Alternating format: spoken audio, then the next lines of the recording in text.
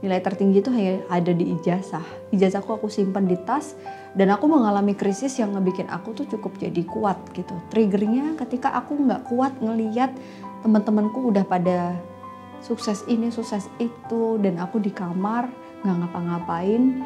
Aku menikah di usia muda dan punya anak di usia yang relatif muda, tapi justru trigger itu yang ngebikin akhirnya Analisa berpikir dia harus bikin sesuatu yang bigger. Assalamualaikum Analisa Channel, dan sekarang aku bakalan balik lagi buat share 6 hal yang ada dalam hidupku. Kemarin udah bahas 6 buku yang mempengaruhi hidup, 6 channel yang mempengaruhi hidup, dan ada satu request, salah satu komen dari teman-teman yang udah subscribe channel aku, Mbak Ana mau dong ceritain 6 trigger dalam hidup, kejadian yang membuat Mbak Ana tuh sampai hari ini bisa kayak sekarang. Yang pertama, itu kayak waktu ditanyain trigger tuh rasanya agak deg-degan gitu, karena aku jadi kayak semacam membuka rangkaian-rangkaian kejadian yang ada yang traumatik, ada yang cukup masih aku inget rasa sakitnya waktu ditolak gitu ya. Jadi pertama nih teman-teman, triggernya adalah ketika waktu SMP, aku masuk di SMP yang favorit nih di Jogja. Waktu masuk SMP tuh kayak ranking 10 dari 400 siswa.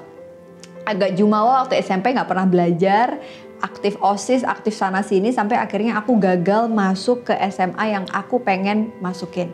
Dimana waktu itu kayak 80% teman-temanku sekelas tuh kayak pindah kelas gitu loh ke SMA tersebut. Dari SMP 5 ke SMA 3. Nah aku tuh gagal ditolak di SMA yang aku pengenin. Sampai akhirnya aku udah di SMA 3 kuadrat, SMA 9. Tapi aku bersyukur, karena di SMA itu justru jadi titik balik aku buat Oke, aku tidak bisa masuk ke SMA 3, tapi aku pengen banget ketemu teman-temanku di SMP 5 dulu.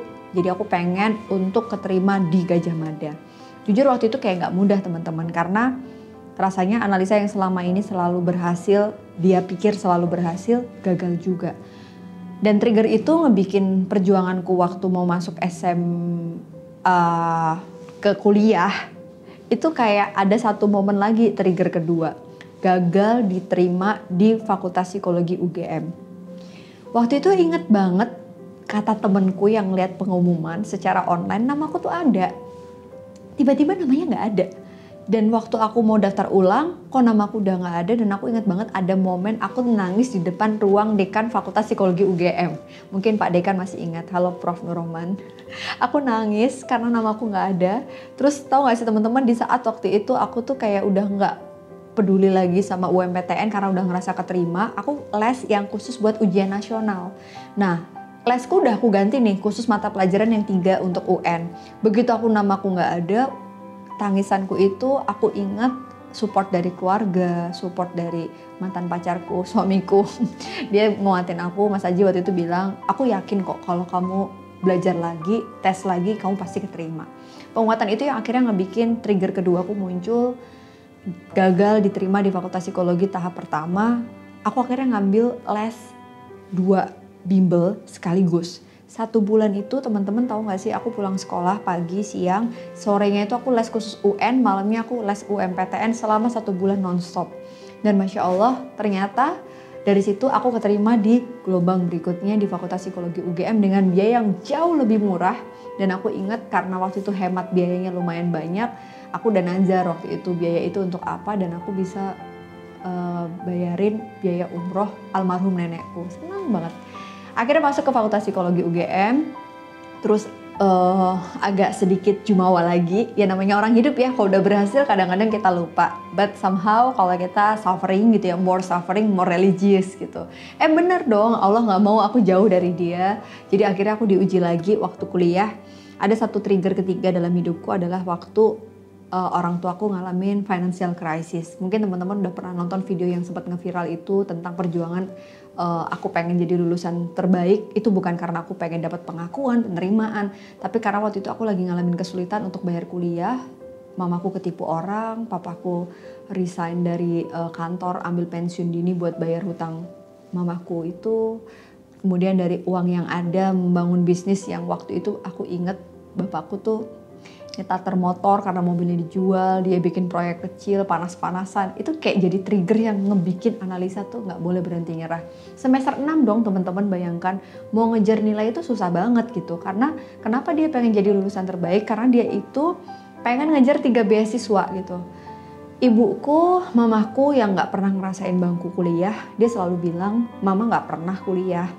Mamaku S3, SD, SMP, SMA, jadi kayak pengen banget anaknya itu sekolah setinggi mungkin. Itu yang selalu ditanemin sama kedua orang tua aku. Pendidikan. Mau kamu kerja apapun, yang penting kamu harus dapat pendidikan terbaik dan sebaik mungkin, sebisa orang tua kamu biayain. Dan waktu itu aku pengen banget cari beasiswa teman-teman. Aku bikin list nih, plan A, plan B, plan C. Aku daftar beasiswa di luar negeri. Ada waktu itu Australian Government, aku juga daftar Erasmus, sampai aku les khusus buat ngejar TOEFL-ku selama setahun intensif waktu itu. Dan tahu nggak sih, udah semuanya udah tercapai nih, administratifku udah aman.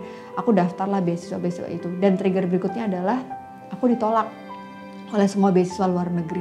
Rasanya down lagi. Ketika aku ngerasa kayak nilaiku udah bagus, kemudian TOEFL-ku juga udah bagus, tapi aku ditolak, bahkan gak dipanggil sama sekali. Aku harus ngiklasin itu dan mengejar beasiswa berikutnya, yaitu beasiswa dalam negeri. Dan ternyata teman-teman, momennya adalah berbarengan. Tuhan, Allah selalu kasih kesedihan, kadang berbarengan dengan kesenangan, kebahagiaan. Ketika momen aku jadi lulusan terbaik, dapat beasiswa, aku ngelihat ayahku melambaikan tangannya, papaku seolah dia bilang thank you ketika dia ngelihat aku maju mewakili 1.800 wisudawan. Itu trigger yang gak pernah aku lupa. Kalau diingat lagi, pain pointnya tuh justru bukan pada prestasi membanggakan menjadi lulusan terbaik, tapi pain pointnya adalah ketika aku gagal berkali-kali untuk dapat beasiswa, yang sampai akhirnya aku bisa dapat beasiswa untuk jadi profesi psikolog di dalam negeri, di kampusku di UGM waktu itu. Dan ternyata trigger kelima yang ngebikin aku cukup bisa punya mental yang kuat lagi adalah ijazahku sebagai lulusan terbaik ditutup. Aku lulus S2 di Fakultas Psikologi, ngambil magister klinis. Waktu itu dapat penghargaan sebagai nilai tertinggi lagi. Tapi tahu nggak sih, nilai tertinggi itu hanya ada di ijazah. Ijazahku aku simpan di tas, dan aku mengalami krisis yang ngebikin aku tuh cukup jadi kuat gitu. Triggernya ketika aku nggak kuat ngeliat teman-temanku udah pada sukses ini, sukses itu, dan aku di kamar nggak ngapa-ngapain. Aku menikah di usia muda dan punya anak di usia yang relatif muda, tapi justru trigger itu yang ngebikin akhirnya analisa berpikir dia harus bikin sesuatu yang bigger. APDC aku bikin setelah trigger ke-6ku muncul, dimana aku ngerasa orang yang saat itu ada di sekitarku, mereka yang sibuk, mereka yang keren, itu adalah definisi sukses.